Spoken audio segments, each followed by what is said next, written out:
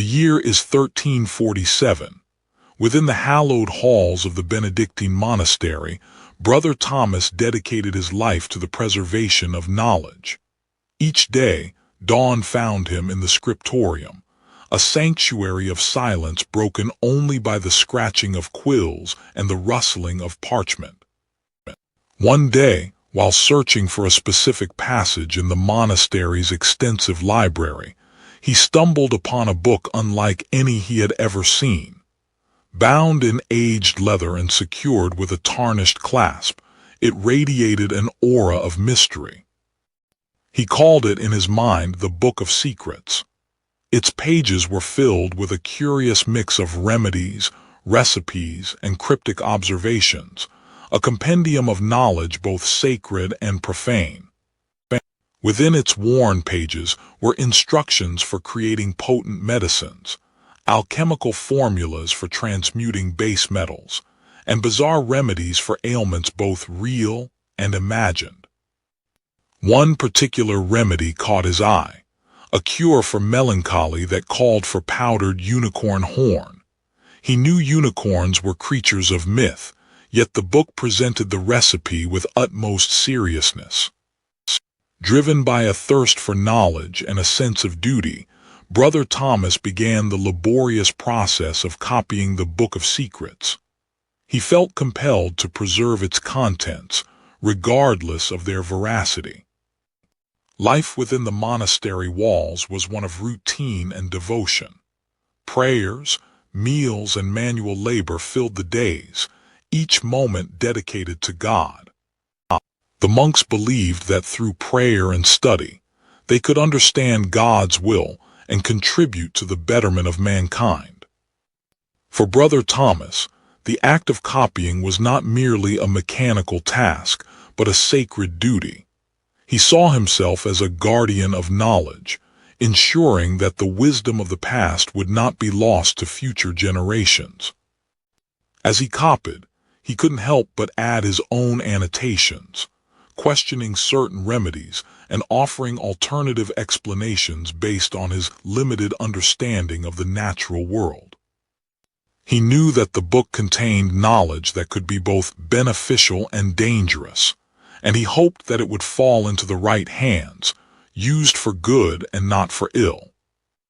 Little did he know that the world outside the monastery walls was about to be plunged into darkness, a darkness in which the Book of Secrets and its purported power would become more valuable than ever before.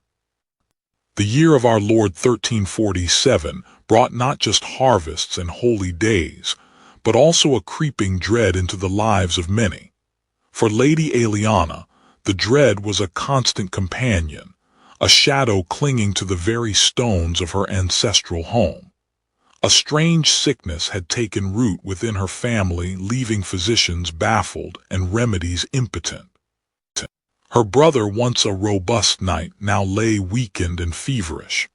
The court physicians spoke of humors out of balance, prescribing bleedings and bitter draughts, but to no avail. Each day, his strength waned and Aliana's hope dwindled with it. Desperate, Lady Aliana turned to more unconventional sources. She spent countless hours in the family library, poring over ancient texts, seeking any mention of similar ailments or forgotten cures. She dismissed nothing, no matter how obscure or improbable it seemed. It was Alara, an elderly servant who had served her family for decades, who first whispered of a possible solution. "There are whispers, my lady," Alara rasped, "of a book of secrets they call it, filled with remedies unknown to the common physician." "A book of secrets?" Aliana questioned, her voice barely above a whisper. "What manner of secrets?" Alara hesitated, glancing nervously around the corridor. "It is said to contain remedies for ailments beyond the understanding of ordinary men, my lady. Alchemical recipes, herbal concoctions, even incantations." Aliana felt a surge of both hope and trepidation. The idea of resorting to such unorthodox methods unsettled her, but the thought of losing her brother was unbearable. She would explore every avenue, no matter how strange or perilous. Eliana sent riders to the nearby villages, discreetly inquiring about the Book of Secrets. Days turned into weeks and still, no reliable information surfaced. Most dismissed it as a foolish rumor, a tale for superstitious peasants. Refusing to give up, Lady Eliana penned letters to contacts in neighboring regions, nobles and merchants alike, seeking any lead, any hint of the book's existence. She described it vaguely, careful not to reveal the full extent of her desperation. Finally, a response arrived. A cryptic message from a distant cousin spoke of an ancient compendium, rumored to be held within the walls of a Benedictine monastery not far from her lands. The letter hinted at its contents: arcane remedies, forgotten lore, and secrets best left undisturbed. It was enough. Eliana knew, with a certainty that resonated deep within her soul, that this was the book she sought. Returning to her brother's bedside, Eliana gazed upon his pallid face. The decision was made. She would journey to the monastery, seeking the Book of Secrets, whatever the cost. His life, she believed, depended on it. Under the cover of dawn, with a small retinue of loyal guards, Lady Eliana set forth. Her heart pounded with a mixture of hope and fear. The monastery, and the secrets it held, awaited. Whether those secrets would bring salvation or further sorrow, only time would tell. Lady Eliana, her heart heavy with worry for her ailing family, sought the sanctuary of the Benedictine monastery. The imposing stone structure, usually a beacon of peace, now seemed to reflect the grim determination in her own heart. Brother Thomas received Lady Eliana with the customary monastic courtesy, though a flicker of apprehension crossed his face. He knew well the rumors of illness sweeping the land, and the desperation it bred. Lady Eliana explained the plight of her family, her voice trembling with emotion. She spoke of fevers, coughs, and the terrifying speed with which the illness consumed her loved ones. She begged Brother Thomas to share the knowledge within the Book of Secrets. Brother Thomas listened with a heavy heart. He understood her desperation, but the book was a sacred trust, its contents potentially dangerous in the wrong hands. He was torn between his duty to protect its secrets and his compassion for her suffering. He paced the library, his mind wrestling with the weighty decision. Could he, in good conscience, deny her access to knowledge that might save lives, or would he be unleashing a force he could not control? Lady Eliana waited with bated breath, the silence of the library amplifying her anxiety. The fate of her family, perhaps even her entire village, hung in the balance. Finally, Brother Thomas approached her, a quill in his hand. He had made his decision. "I will allow you to copy some of the simpler remedies," he said, his voice heavy with responsibility. "But you must swear to use this knowledge wisely, and only for the good of your people." Lady Eliana gratefully accepted the quill, her heart filled with a renewed sense of hope. She swore to use the knowledge responsibly, her voice ringing with sincerity. For hours, Lady Eliana painstakingly copied the remedies, her hand cramping from the unfamiliar task. She focused on the simpler recipes, the ones that seemed least likely to cause harm if misapplied. Brother Thomas watched her, his conscience still troubled. He could only pray that he had made the right decision, that the knowledge he had shared would bring healing and not further suffering. As the sun began to set, Lady Eliana carefully packed the copied remedies into her satchel. She thanked Brother Thomas with heartfelt gratitude, promising to return the book as soon as possible. Brother Thomas watched her carriage disappear down the road, a sense of foreboding settling in his heart. He knew that the true price of knowledge was often far greater than one could imagine. Days turned into weeks, and despite Lady Aliana's diligent efforts, the remedies gleaned from the book offered no respite. Her daughter, Ilara, remained weak and feverish, her once bright eyes now clouded with illness. Aliana knew she needed a different approach, a deeper understanding of the book's cryptic contents. Resolved, Lady Aliana decided to seek the counsel of Master Elias, the apothecary known throughout the region for his profound knowledge of herbs and healing. She knew he resided in a small village a few leagues from her estate, and she set out early one morning, the book her only guide. The village buzzed with life, a stark contrast to the quiet desperation at Aliana's estate. Master Elias' stall was easy to find, overflowing with dried herbs, curious roots, and small glass bottles filled with colorful liquids. Lady Aliana approached Master Elias cautiously, aware of the rumors surrounding apothecaries and their secretive practices. She introduced herself, and with a slight hesitation presented the Book of Secrets. Master Elias accepted the book with gnarled hands, his eyes widening slightly as he recognized the ancient script and the intricate illustrations. He retreated to a quieter corner of the square, his gaze fixed on the parchment. Aliana watched him, her heart pounding. The apothecary's face was unreadable, a mask of intense concentration. The fate of her daughter, it seemed, rested on his interpretation of these arcane words. After what felt like an eternity, Master Elias looked up, his eyes filled with a mixture of curiosity and concern. This book, it is a treasure but also a burden. Many of these remedies are potent, and some are dangerous if misused.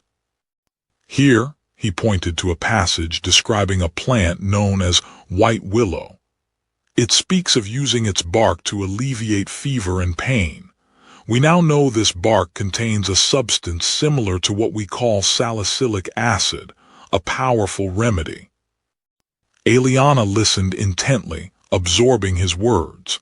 She had seen the mention of willow bark but dismissed it as too simple, too common. The book's flowery language had led her astray, obscuring the practical wisdom within. He continued, explaining the properties of other herbs mentioned in the book, the calming effect of chamomile, the cleansing power of sage, the fever-reducing qualities of meadowsweet. He spoke with a reverence for nature, a deep understanding of the delicate balance between life and death. Aliana carefully examined the herbs he presented, their scents filling her senses. She began to see the book not as a source of magical solutions, but as a guide to understanding the natural world, a repository of knowledge passed down through generations. With a renewed sense of purpose, Lady Aliana thanked Master Elias profusely. She purchased several of the herbs he had recommended, her heart filled with a fragile hope. Perhaps, with his guidance and the book's wisdom, she could yet save her daughter. The whispers had begun weeks ago, carried on the breath of merchants and travelers, a sickness unlike any seen before, originating in the east. Now, the whispers had turned to screams, and the messenger's grim tidings confirmed their worst fears. The Black Death had arrived. News of the plague spread like wildfire, leaping from village to village. Lady Aliana heard tales of entire families wiped out, of fields left untended, and of the stench of death hanging heavy in the air. The remedies in the Book of Secrets, once a source of hope for her own family's illness, now seemed like the only defense against a far greater threat. Master Elias, ever the wanderer, witnessed the plague's devastation firsthand. Villages lay empty, their inhabitants either dead or fled. The knowledge he had accumulated over a lifetime felt paltry in the face of such widespread death. Back in the monastery, Brother Thomas felt a growing sense of desperation. He returned to the book, seeking any mention of pestilence, any remedy that might offer some protection against the encroaching doom. He meticulously translated and retranslated the ancient texts, searching for a glimmer of hope. Lady Eliana, despite her fear, felt a responsibility towards her people. She used the knowledge in the book to prepare remedies, distributing them to the sick and the vulnerable. Some found relief, but many succumbed to the swift and merciless disease. Master Elias found himself overwhelmed by the sheer scale of the suffering.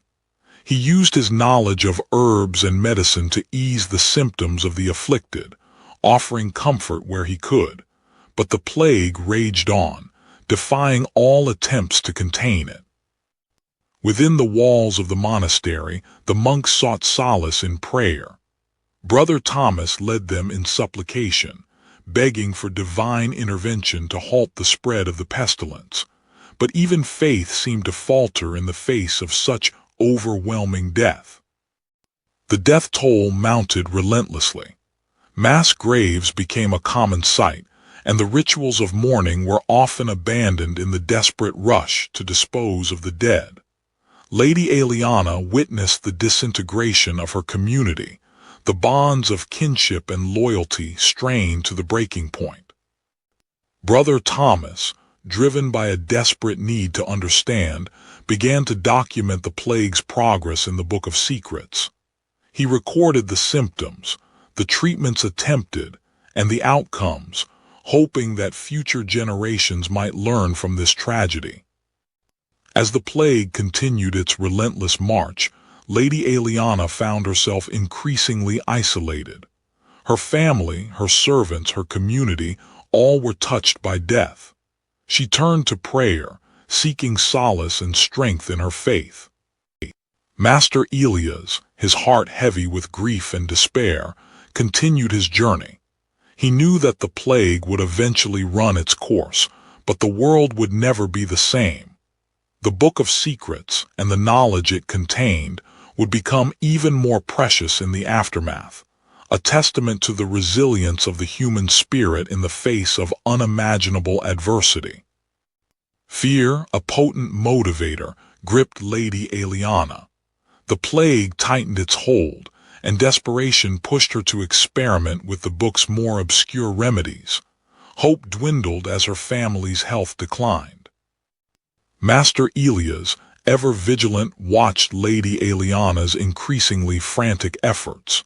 He knew the book held power, but also peril in unskilled hands. Misinterpretations could lead to disaster.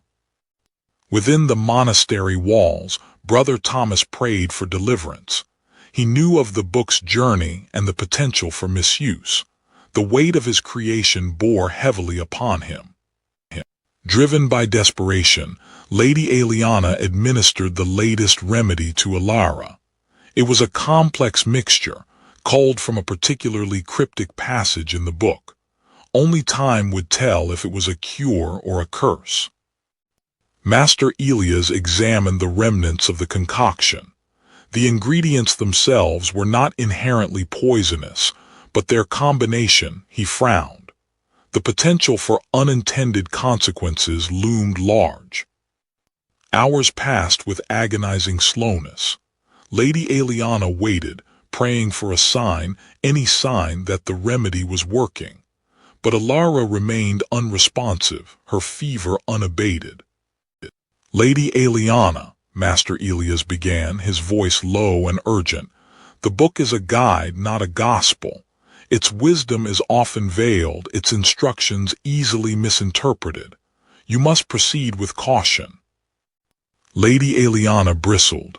But what choice do I have? The physicians are helpless. The book is my only hope. Hope is a powerful ally, Lady Eliana. But blind faith in remedies you do not fully understand is a dangerous path. The plague is a formidable foe, and poorly conceived treatments can make things worse. Back in the monastery, Brother Thomas felt a growing unease. Had he unwittingly unleashed a force he could no longer control? The book, meant to preserve knowledge, now seemed to be fueling desperation and potentially death. Master Elias' words resonated with Lady Eliana. The book, once a beacon of hope, now felt like a dangerous gamble.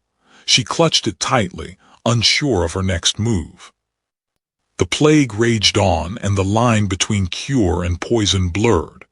Master Elias knew that the coming days would test their resolve, their knowledge, and their very souls.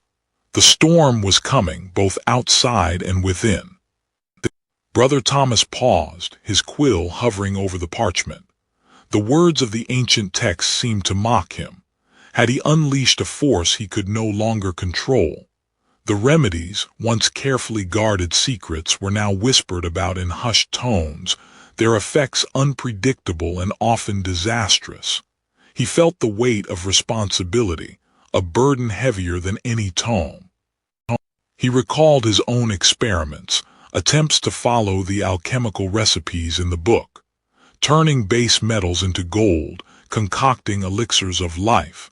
They had all been futile, leading only to shattered retorts and acrid fumes. Yet the allure of such power remained, a temptation that whispered of control over fate itself. The garden, once a source of solace, now seemed to accuse him. Each herb, each flower, represented a potential remedy, a potential poison. The line between healing and harm was thinner than he had ever imagined, blurred by ignorance and desperation. He sought guidance in prayer, begging for forgiveness for his arrogance. Had he placed too much faith in earthly knowledge, neglecting the divine will? The silence of the chapel offered no easy answers, only a deeper sense of unease. Brother Thomas confessed his doubts to the abbot. The abbot listened patiently, his expression unreadable. "Knowledge," he said finally, "is a double-edged sword. It can heal, but it can also destroy. It is the intent of the wielder that determines its true nature." He studied the alchemical diagrams again, recognizing the rudimentary understanding of chemical processes they represented. Alchemists of the time believed in the four elements, earth, air, fire, and water, and sought to purify substances by combining and transforming them. Distillation, calcination, and sublimation were common techniques, employed in the hope of achieving transmutation. The philosopher's stone, the ultimate goal of alchemy, was believed to grant immortality and the power to transmute base metals. It was a symbol of spiritual and material perfection, a concept deeply intertwined with religious beliefs. Yet, Brother Thomas knew that such a substance remained elusive, a dream pursued by countless alchemists throughout history. Many of the herbal remedies, on the other hand, were based on centuries of empirical observation. Plants like willow bark, containing salicylic acid, were used to alleviate pain and fever, while others, like foxglove, were known to affect the heart. But without precise knowledge of dosages and potential side effects, even these natural cures could be dangerous. The plague raged on, defying both prayers and remedies. The monks, tireless in their service to the sick, were succumbing to the disease themselves. Brother Thomas felt a growing sense of helplessness, a conviction that the book had only exacerbated the suffering. The monastery's scriptorium, once a beacon of light, now felt heavy and dark. Brother Thomas resolved to lock away the book, perhaps never to be opened again. But something stopped him, the thought that, somewhere, there may be a remedy within its pages. He couldn't allow the knowledge to fall into the wrong hands. Instead, he began to add annotations, warnings about the potential dangers of misinterpretation, cautions against reckless experimentation. He emphasized the importance of prayer and humility, reminding future readers that true healing came not from knowledge alone, but from the grace of God. He closed the book, his heart heavy with uncertainty. He could only pray that his efforts would prevent further harm, and that future generations would approach the book with wisdom and caution. The Book of Secrets remained, a testament to the enduring human quest for knowledge and healing, and a reminder of the perilous path that lay between them. The air in Alara's room hung heavy with the scent of sickness and fear. Lady Eliana knelt, her heart a battlefield of hope and despair. The book lay open on a nearby table, its pages illuminated by the flickering candlelight, a dangerous remedy beckoning. Brother Thomas watched from the doorway, a silent sentinel. He could feel the weight of Lady Eliana's burden, the crushing responsibility of a mother facing the unthinkable. He knew the remedy she considered, its whispered promises and potential perils. "Brother," she whispered, her voice raw with emotion, "is it right to gamble with such a thing? The book, it speaks of cures, but also of dangers.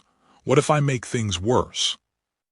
Brother Thomas knelt beside her, his presence a calming force amidst the storm of her emotions. "Eliana," he said softly, "faith is not the absence of doubt, but the strength to persevere despite it. The Lord gave us minds to reason, to seek knowledge, and to use it for good." His words resonated with her, a faint echo of reason in the chaos of her fear. She remembered her late husband's belief in seeking knowledge, in questioning the world around them. Yet, the book held secrets that felt almost forbidden.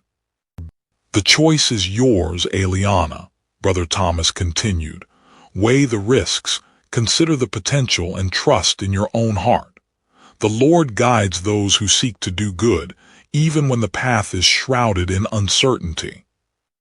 Eliana looked at Alara, her small face pale and gaunt against the linen pillows. The fever raged within her, stealing her breath and dimming the light in her eyes. Could she stand by and do nothing, clinging only to prayer while her daughter slipped away? A newfound resolve settled over her. She would not surrender to despair.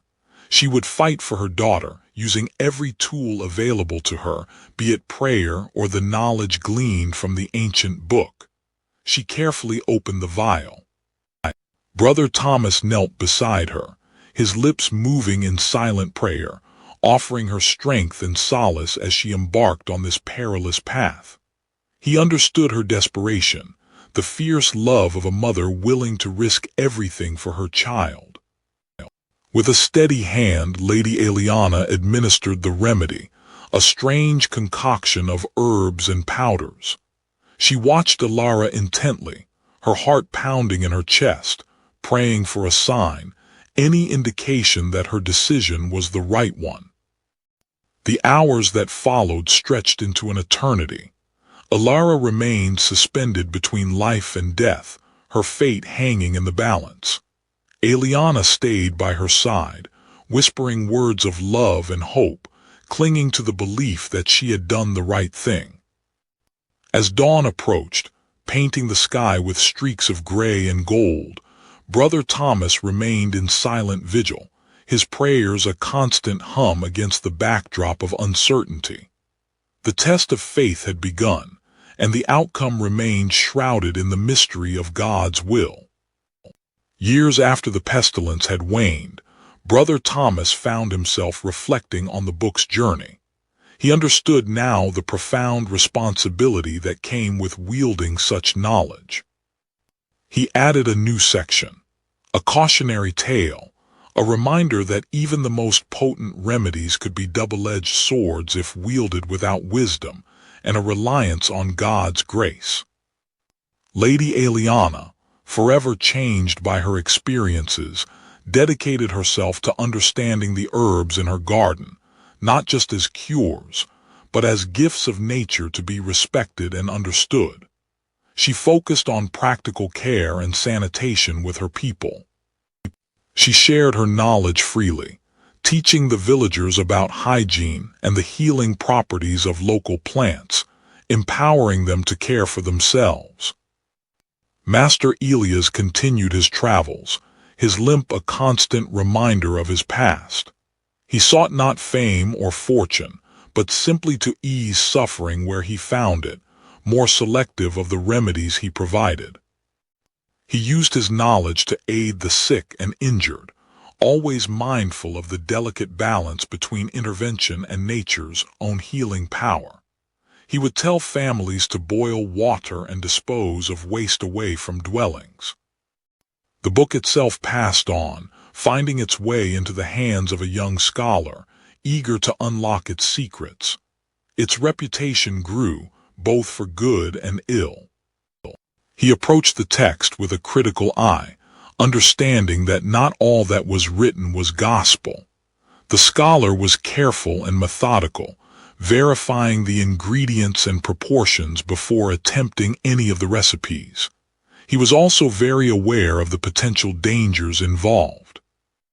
Slowly, common sense began to prevail in the villages and towns. Water wells were dug and maintained. Waste was disposed of outside the living areas.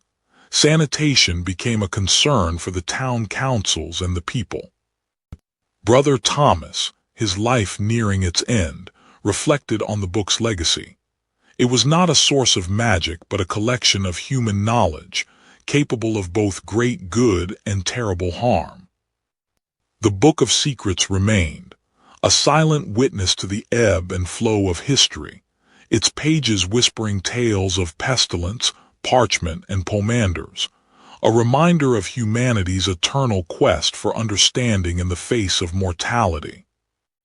Its journey was far from over, for knowledge, once unleashed, could never be truly contained. It would continue to inspire, to warn, and to challenge, for as long as there were those who sought its wisdom.